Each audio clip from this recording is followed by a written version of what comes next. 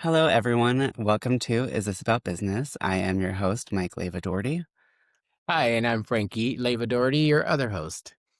We are joined today by Justin Dumas. He has over 20 years of experience in the automotive industry, 11 years in the coaching and training field, and he's also a vice president of Car Motivators and founder and CEO of Simply Fixed Ops. So thank you for joining us, Justin. Well, thanks for inviting me. I appreciate it. Yes. Do you want to tell us a little bit about you have a lot of experience. You went from a technician to a director. You have a lot of experience in training. You're a VP, a founder and CEO. So do you want to kind of explain like your journey and how you got from tech to CEO? Yeah. Well, it's kind of boring, and so I'll make it relatively quick unless you have any questions about it. But I actually started in high school at a Jiffy Lube. So just down the road from my high school, there was a Jiffy Lube, and I thought, how great! I can go to class all day, then go change oil in the evenings or whatever. So I did that for 3 years in high school, and I'm actually second generation in the car business. So my father happened to be the service director of a Ford dealership in town, Okay. happens to be the third largest Ford dealership in the country and the largest dealership in the Oh, state of wow. Missouri. So as soon as I graduated high school, I had all these plans, all these things I thought I would do with my life. And he said, nope, you're going to come work for me. So I made the change from a lube technician to a normal Ford technician and did that for a few years and realized that I wanted to go through the front of the house, if you will. I wanted to become a dispatcher, then advisor. And in 2008, when other dealers were struggling, the Mm, dealer that I worked for through some good investments and everything else, and we did not partake in the slowdown in the car business. We stayed busy right on through. Started buying up other dealerships. So I got to manage and work with other brands and manufacturers, which really gave me my broad view of the automotive business. I thought that it was done one way. And when we ended up with 15 stores by 2013, and I realized there's a ton of different ways to skin a cat. Everyone's yeah, different. absolutely. What do you think kind of differentiated you guys to be a little bit more resistant to the downturn of '08 to be able to scale and grow during such a challenging time? We got a little bit lucky with our location. So here in Columbia, Missouri, we have three major colleges: the University of Missouri, Stevens College, which is a all girls college, first all girls college west of the Mississippi, and Columbia College. So even though people may be tight on money, they're still going to put their kids through school and still pay for the maintenance and repairs on a vehicle. And Okay. then we also have two major hospitals. It was three at the time, but Boone Hospital, University of Missouri Hospital, and then we have a large veterans hospital for Central Missouri. So there's another kind of recession proof Yeah. field, if you will, that really helped us stay busy. Now, besides all of that, they can keep you busy and they can keep the doors open, but we actually had an up year. And I attribute all of that to our customer focus, our customer satisfaction. That was a big focus with the owner that I worked for. He was the type of guy that, I say it kind of jokingly, but you could lose $1 million.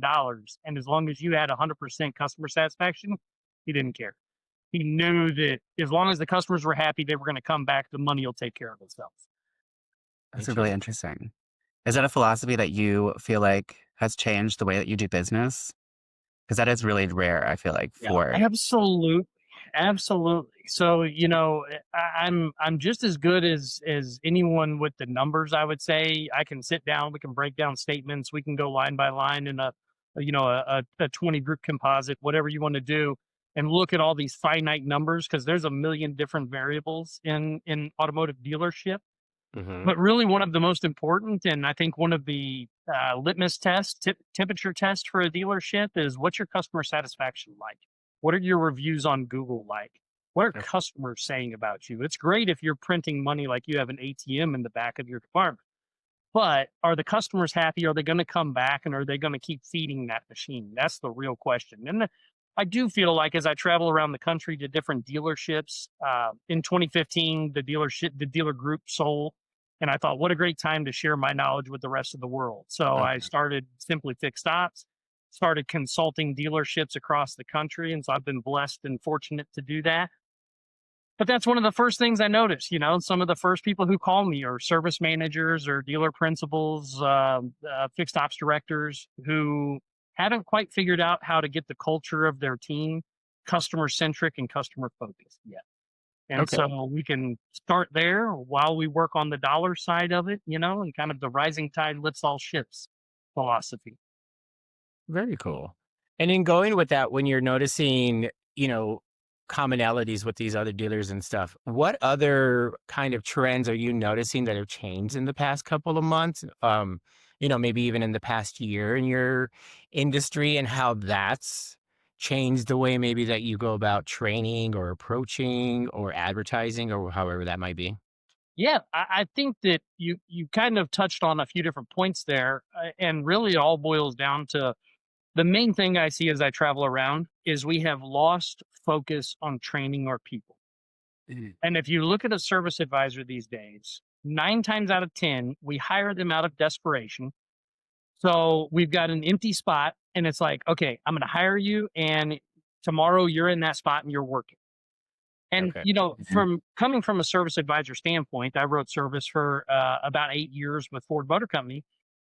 I couldn't go to a Toyota store and just pick up where I left off and write service there. There could be a different DMS. It's different warranties with the manufacturer. There's a lot of intricacies that go into writing service. Now, I could greet my customers with a smile and I could say, "Hey, welcome, in and what can I do for you today? My name's Justin. How can I help you?"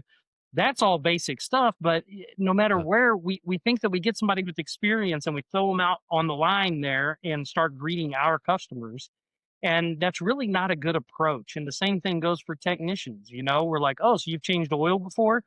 Do this motor job for me because my back's against a wall, right? I've got an empty stall and I need a warm body to fill it. And so that's what we do. So it used to be a lot different because I didn't think we had the pressure of the rush and, such the high standard to try and keep customers happy. Mhm. We had time. We had all this time that we could give to our employees. And so actually as I travel across the country and I look at some of the top performing dealerships in the country, they all have the best written out documented onboarding processes. And so you may have an advisor who gets hired to fill an empty hole, but they're not going to fill that their first day. They're going to spend a week with an advisor just learning the DMS and writing that advisor's tickets for them. And, then they're going to spend a week with dispatch and they're going to learn the technicians and what technician's good at what. And, how can we load the shop? How much work can we take in? And so then sometimes it's 30 days before these people ever greet one of our customers, but then they have the knowledge. They're not, hey, John, how do I finish out this repair order or whatever? And what that does for not only the customer satisfaction and the optics of the customer seeing this, an employee who knows what they're doing and only been there 30 days, but man, they're seasoned, they're tenured, they got the answers.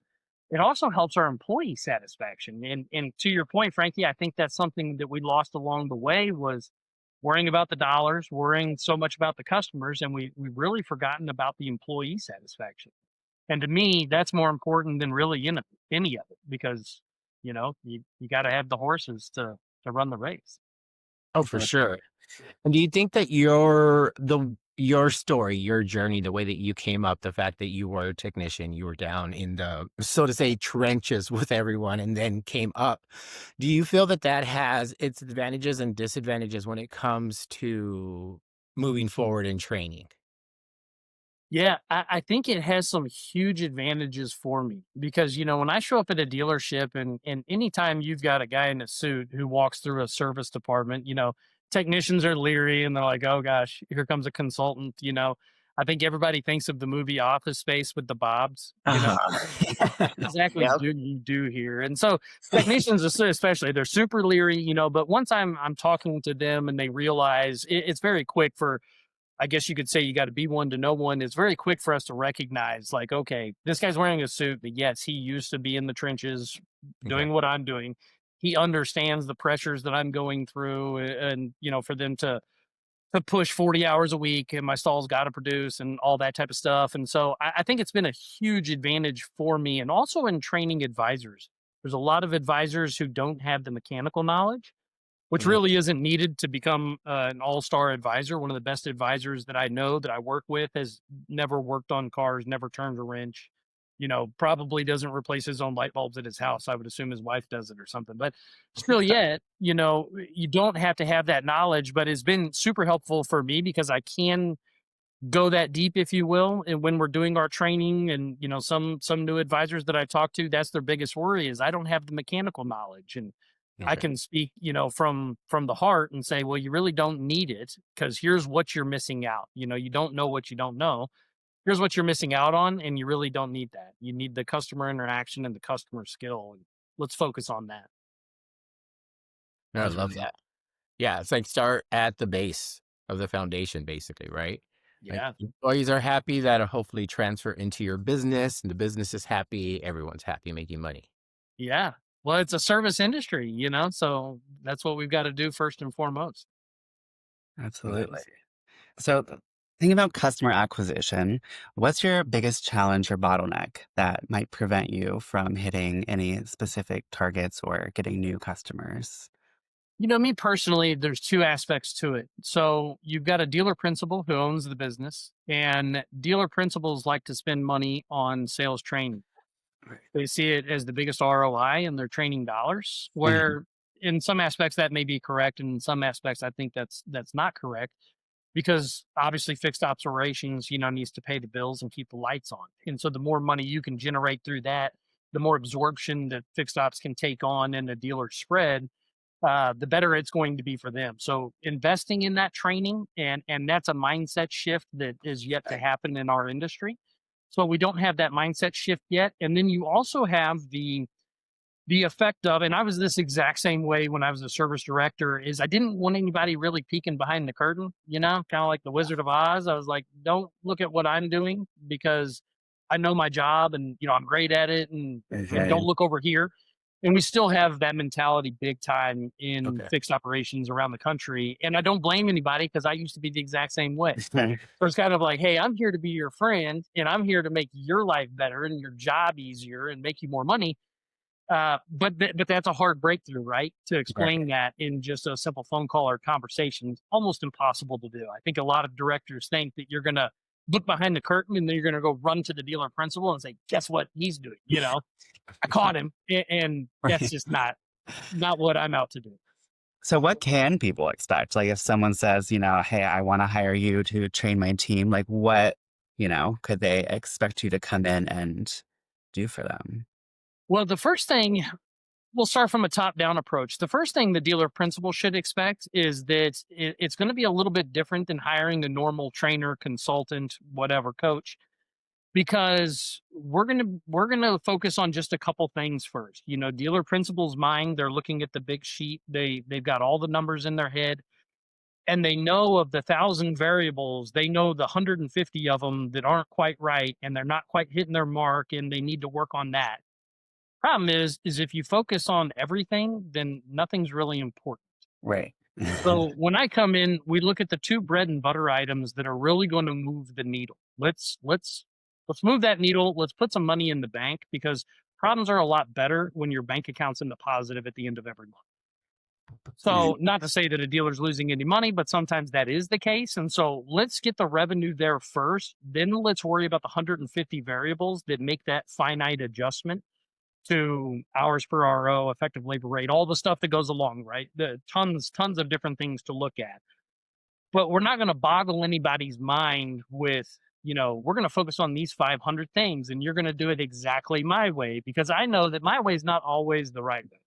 It Uh-huh. made a lot of money when I was at a Ford dealership in Columbia, Missouri, but I travel from California to New York to Florida and everywhere in between. There's a million different ways to skin a cat. So that's what we're going to work on. We're going to figure out what works best in your scenario. Let's get some money on the books. Let's start making that change and growing and improving. Let's bring up the culture while we're doing it. And really, by the end of the first 6 months, there's a total shift. The service manager is bought in, the advisors have bought in. So it's not like, the trainers here, I'm Right. busy. I don't have time today. It's Yeah. more like, hey, Justin, come help me with this today. This is something that I want to improve on and get better at. And so it's really completely different than what they're used to and what they expect. That is really interesting. There is. And I love the fact that you are willing to share all this information and your knowledge and your experience rather than I would think that, with somebody who has as much experience and knowledge as you, where you could kind of almost capitalize on that and be like, hey, I do have these secrets. Hey, I do know how to do this. Hey, I am the one to come to and stuff. And rather than do that, it's like you almost offer that where you're like, yeah, I can totally help you get there. Or here's resources, here's networks, here's, referrals, here's people that I can trust, here's people that we've worked with and stuff. And rather than hold those in, you share them openly and stuff on your website and through it seems like even your outreach and your networking and your training and stuff. What led you to be okay with that and being like, I'm not gonna just hold this in, even though I know I could. I'm gonna just let it out there and be what it is. So I spent 4 years, and really kind of the last 4 years, working with a gentleman named Sean Kelly. He's the CEO of Car Motivators. And Sean, when I first met him, he had a philosophy that, as long as you're helping others, then you'll be successful. And if you're not successful, then you hadn't helped enough people. Right. Now, I think that goes in business no matter where you're at. So if you think of a dealer principal, if you think of a service advisor, the more people you help, genuinely help, the more successful you are. And it's not about how much money your ticket is or anything like that. It's how many customers come back to you because you've helped them through a scenario, you helped them through a situation. So that was something that really, with the entire team at Car Motivators, that's something that he really drives is just be sure you're helping people. You don't have to make money in everything you do. You don't have to get paid for everything you do. But as long as you're helping people, that comes back normally tenfold. And so, it took me a little time of reflection because I'm like, I've got all these secrets, and it's my secret recipe. And this is how Right. you make a service department great. And I wanted to hold that in. But what I found is I can hold it in and I know I'm good at what I do. And then my wife knows, and my kids may think that I'm the greatest, service consultant on earth. But if nobody else knows that, believes that, if I'm not helping other people, watching a podcast and saying, you know what, maybe I should try that with my service department, then I'm not reaching the masses, and it's never going to come back to me. So I let my knowledge out. I try and help everybody I can. I actually have a dealer principal who sent me an email this morning. I'm not charging this guy anything.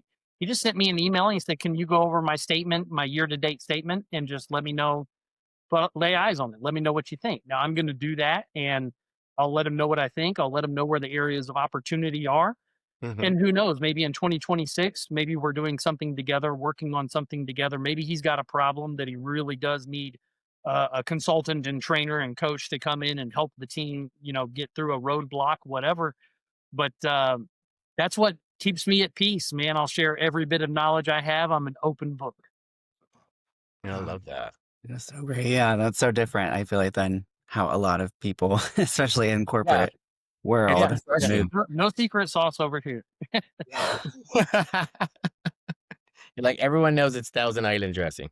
Yeah, yeah, with a little bit of ketchup mixed in. Yep. Right. No, I love that. And now, like, if you were to wave a magic wand and say in 12 months from now, you were to look back and you're like, yes, this is where I needed to be. What does that look like for you? And what are you needing to get there to get to your next step, to your next goal? Well, as you guys know, I have a website that is launching here shortly, and by the time this airs, it may have already launched. So, shameless plug, it is simplyfixedops.com. I'm wearing the shirt today. Um, and so, as I traveled around the country, I noticed that in service departments, let's talk about a new service manager. So, I just got hired at a store. Maybe I'm not even from this area, and there's a million different supplies, tools, everything else that your store needs. And some of them are consumables, right? So you have wheel weights that you're constantly going through, you have seat covers, floor mat, all the stuff that you normally go through. And one of the first things that a lot of people don't think about, but you land at a store and you start thinking, okay, where do I buy wheel weights from here? Who sells them around here? Where do I order them from? Does this dealer want me to get them here or this guy or what do I do? And so I noticed there's a little bit of a trip up there. And so what I've done with Simply Fixed Ops is I've made that simple for people. Is I am getting a bunch of different vendors, suppliers of tools, clothing, everything you need, all the supplies you need for a fixed operations department. You can go to Simply Fixed Ops. You can find exactly what you're looking for and at the best price. Since there's going to be a few different people who sell wheel weights, let's say, or an alignment rack, you can get the best price. And then also you can get a little cash back in your own account. And so, the dealer's going to get the best deal. So he's going to get a coupon code that's right there on their website, or on my website on their link. And you're going to know what coupon to use to get the best deal, and then also a percentage of cash back. Now, depending on the place, it may be 5%, it may be 2%, but it can also be as high as 12, 13, 14%. So Oh, wow. that makes a difference as you're purchasing these consumables throughout the year, as you're buying tools for the shop. And what I suggest is in the car business, we are famous in service for having pizza parties. We have the best month ever and we get pizza. And so I really want people to get away from that. I want to get away from I don't even want to see it as memes anymore on Facebook. I want to get I away love from the pizza pizza. party. So I would suggest that service managers especially spend the year racking up points on your Simply Fixed Ops account and then use it for something, buy them steaks, get the grill out there out Mm. back, cook the whole technicians, advisors, get everybody together and cook up some nice tomahawks or something. So that's the goal of Simply Fixed Yeah. Ops, is to kind of give back to the dealers, give back to the individuals there at the store, and have just kind of a one-stop shop where you can find everything you need for your fixed operations department. That sounds amazing, and it sounds like there's a real hole in the market right now for Mhm. something like that. Yeah, there's nothing like it. You've got Upside if you're purchasing fuel. You've got Rake It In if you're buying groceries at Walmart or Target or whatever. But there's really nothing geared towards the service industry quite like this. So there is a hole in the market that we're going to fill. Love that. And when is the website will be launched by the time the podcast is ready. So, yeah, the website is So, simply yeah, yeah. So go to Jobs. Yeah. simplyfixedstops.com, set up a free account, and start shopping today. I love that. Yeah, and the new website and even your current websites, that's something that consumers can use as well as business owners and dealerships, They or they yeah. absolutely can. So Okay. we have quite a few parts suppliers that are on there also. Okay. And that's something where, if I'm at a Ford store and I'm doing any kind of recon, or if we sell used cars at all up front, I'm going to need some Chevy parts, some Honda parts, some Toyota parts, whatever it may be. So we do have parts suppliers on there, and we would like consumers to be able to come on, still get cash back, create the free account, get cash back, but be able to buy those parts for their own vehicle too. Okay. Great. That sounds awesome. And Yeah, if you it could is. and how do you measure success in online marketing? I know you have like a lot of businesses and you've done so much over the past, 20 years. So from your perspective, when you are, advertising or you're, doing things online, how do you say, this was successful? I think sometimes it's even just in the views. I know that a lot of people want the clicks and the push throughs and the conversion rates and all the other stuff that happens and goes along with it. I came up a little bit different than that in the automotive world. And I really attribute back to your question about why we were so successful in '08. The dealer group that I worked for, the nightly news, when they did the weather forecast, it was presented to you by our Mm, dealer group. very When cool. you took your kids to go play T-ball at the ball field, there's a banner up in the backfield of our dealer group. Hmm. Even some of the teams had our dealer group on the back of their shirt because we would pay for those. And so the marketing to me doesn't always have an ROI because sometimes you're looking for that name and brand recognition. I Hmm. was our dealer principal. I was sitting in a meeting with him, and we were talking about our marketing budget, which was crazy high, and you couldn't quantitate an ROI to every single dollar that we spent because again, what is a banner in the backfield of a T-ball stadium getting you? You have no clue, but Okay. those parents are seeing it, right? And so Mm. he had a thing. It was really cool, and actually, I think about this quite often as I talk about marketing, and especially with dealers about their marketing. You want people to have to say no to you first let's say they're going to buy a new car. You want them to have to say no to you first before they can say yes to anybody else. And what he meant by that was, if you lived in our town and you watched the news at night and you saw our name pop up and you heard our radio ads and your kid was wearing our jersey, from our dealer group, and you're thinking, I need a new car, we're there. You have to say, I'm not going to buy from them, the name that I know, that I've heard a million times, that I see everywhere. I'm not going to buy from them. I'm going to buy somewhere else. And so when people have to make that decision, rarely do they say no. They already know you. They know that you're supporting their kid's baseball team. They know that they've heard you on the radio. They know that your, reviews are good. They know all this stuff. So they really don't say no. And what that led to was, we actually had an 86. This was kind of an astounding figure that I heard back in 2012. We had an 86% market share in our county. Wow. And that include new and used. That was through the Department of Motor Vehicles. So that was vehicle registrations. We had an 86% market share. So that included Craigslist. I'm kind of dating myself, but Craigslist, Facebook, all of it, 86%. So, I mean, it was very hard for another dealer to get that type of recognition Yeah. with those marketing strategies that don't necessarily equate to an ROI. So that's why I think a little bit different than that. Yeah. Because once the name is out there, and simplyfixeddots.com, we're going to do Facebook ads, we're going to do TikTok, we're going to do all that type of stuff. But really, I don't need people to click and converge. I just need them to see it, because then they're going to be shopping and they're going to be like, now, wait a second. Do I want to go to Simply Fixed Ops and get cash back on this purchase? Or do I just want to go make this purchase elsewhere? Right. So that's what I'm looking at. That is really awesome. I think like your understanding and your construct of branding along with the service, I think is really different from, a lot of places. And so I feel like Right. the two Hopefully combine. different good. What Very was good. that?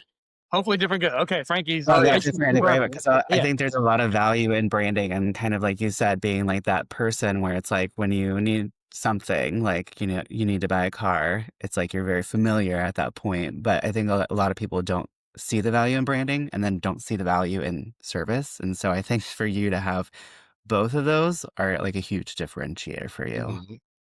Yeah. It's really- Yeah. Well, and for a lot of places that I go and a lot of people I see, right? But you've got the branding of the big companies, your Nikes of the world, your Under Armours of the world, that type of stuff. And so obviously branding works, Right. and Absolutely. it's Yeah. been proven for the last 1,000 years that it works. So it's hugely important. But yeah, then the customer service aspect you got to bring into that. And especially in the Mhm. world that we live in the automotive world, customer service is huge, huge. That's awesome. Yeah, like you said, that repeat customer speaks volumes more than a click through one time, right? The fact that that person Absolutely. might refer not just themselves, but maybe their wife, their cousin, their kids, their neighbor, whoever to you. That consistent brand recognition out there. How would you go about advising somebody who's starting out and new and maybe doesn't have the support, the experience and something that you have, and just they're trying to get out there, they're trying to establish their brand in their area or something, and get their name out there for them? How would you advise them on holding steady through all that and being like, hey, I get it. Like, you might not be getting the clicks, you might not be getting the likes you think, but it'll happen. Yeah, well, I think that you got to have a little bit of faith when it comes to that. That it will happen, and Mhm. you've got to be consistent with it too. Long time ago, I was watching some stuff from Gary V and all these other guys, and they're like, consistency is key. You have to be there every single time, and it doesn't happen the very first time. So it was funny. I created a YouTube channel really just to solidify our family memories and like have them in the same place. And so I created this YouTube channel. I'm posting like my son racing dirt bikes and his wrestling, and then my kids at the beach, and just some of the family stuff we do. Yeah. Me and my son, we scuba dive a lot together with my father. So you got three generations, in the ocean scuba diving. Just some videos like that, and it was really for my family. I want my daughter's kids to be able, my grandkids to be able to go and log in someday and go, oh my gosh, that's my grandpa, and my great grandpa scuba diving, in Florida. And so I thought it was really cool, but I kept posting and I kept posting. And what I noticed is the algorithms, you get more views and more views and more views. And it's like, who wants to? I mean, I don't know if you ever watched many scuba diving videos, but like you just hear us breathing. So it's 30 minutes of that. And like, who really wants to watch that? But YouTube's going to put it out there because I keep posting, Right. and I'm Yeah. consistent. And so they're like, okay, let's move this guy to the head of the line. So that would be my suggestion. Be consistent. Just keep going. Even though people aren't watching, they're going to pick up the algorithm that you're there and you're consistent, and they're gonna push you to the front and to the spotlight. Yeah, I think that's really great advice to stay consistent in everything, really, but Yeah. Yeah. definitely content. Yeah, for sure. Awesome. Well, thank you so much for taking the time to speak with us today. Do you want to let everyone know where they can find you? And we'll also add it to the show notes. Yeah. Awesome. Yeah. You can go to simplyfixedstops.com. Again, create a free account. You can do all of your shopping for your service department there. You're going to get cash back on every single purchase. By the end of 2026, we are also going to have vendors listed on there. So you're going to know the coaching companies, the credit card processing companies, everything else that are going to be the good ones to deal with, let's say. And then you're also going to get a residual every single month for sticking to their program, and help you get buy-in from the team and everything else by doing that. So simplyfixedoffs.com. And then for if you're a dealer principal, if you're a service manager, even if you're a technician and you say, okay, it sounds like this guy is something we need at our store, because we want to set new records in 2026, you can reach out to me by email, which is justin@simplyfixedoffs.com. Perfect. Awesome. Thank you so much. Well, Yeah, we thank you. appreciate your time and all the information that you have shared with us today. It's been great. No problem. I appreciate it, guys. Thank you. Yes, Thank you. thank you.